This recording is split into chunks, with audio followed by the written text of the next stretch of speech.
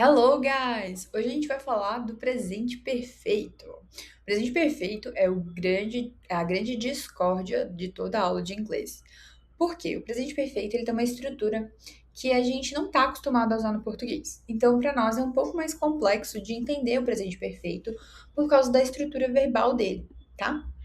Então, sempre que vocês verem a palavra perfect, quando vocês estiverem estudando para a prova de vocês, pensem que o perfect ele tá ligando dois momentos na linha do tempo, tá?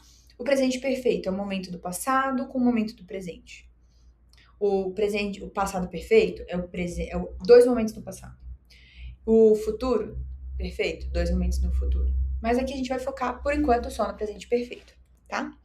Então, o presente perfeito é usado para a gente referir sobre algo no passado, olha ali, que está ligado ao presente, ligado, tá? Se ele não está influenciando o presente, não tem importância para o presente, eu vou usar o passado simples que a gente já viu lá na aula 7, ok? Quando a gente vai usar, essas ações ainda estão acontecendo ou foram concluídas recentemente, ou ações que começaram no passado e se prolongaram até recentemente. Eu posso usar um exemplo, né? Ó, vamos supor, eu comecei a dar aula em 2016.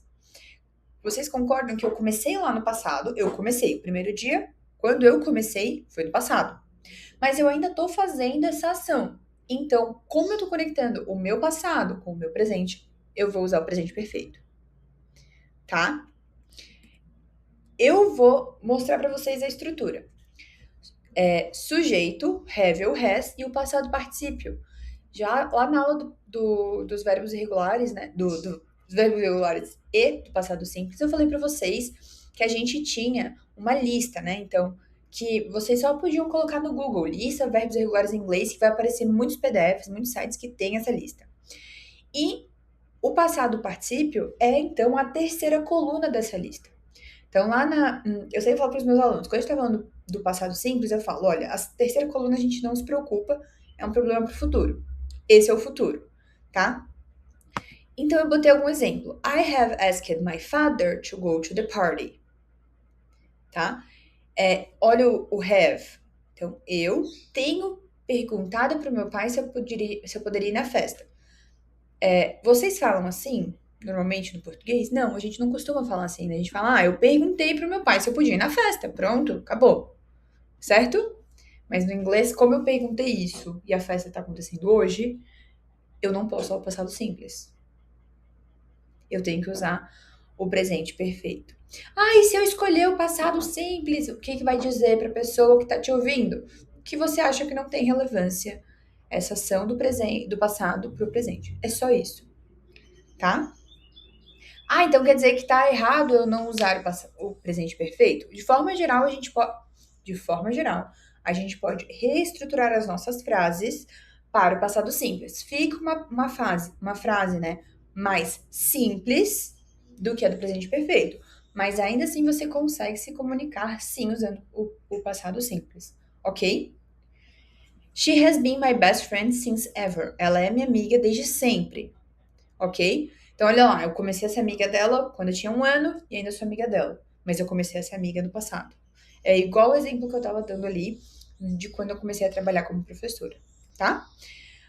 Ele vai ser acompanhado, ele pode vir acompanhado dessas palavras. Yet, ever, recently, often, lately, never, just, already.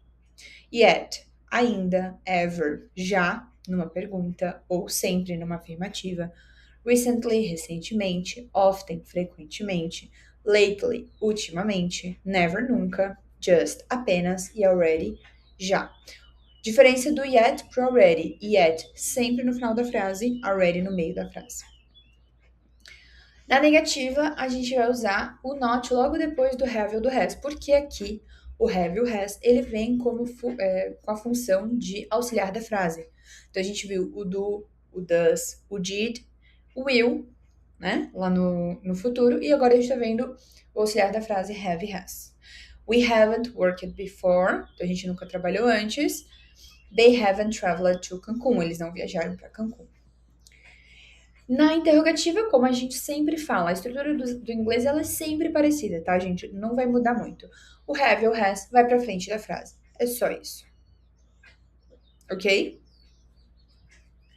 E eu vou dar uma pequena introdução da próxima aula que a gente vai ter, que vai ser o Present Perfect Continuous. Então, ó, lembra? Perfect conecta dois momentos. Quando eu uso a palavra continuous, o que eu tô usando? Eu tô deixando entender que esse momento, ele está conectado, tá? Então, começou no passado e continua até o presente. I have been studying for the exam. Eu tenho estado estudando para a prova. Quando eu falo isso pra você, você entende que eu comecei no passado e eu venho estudando todos os dias. Ok? Thank you guys. See you next time. Bye.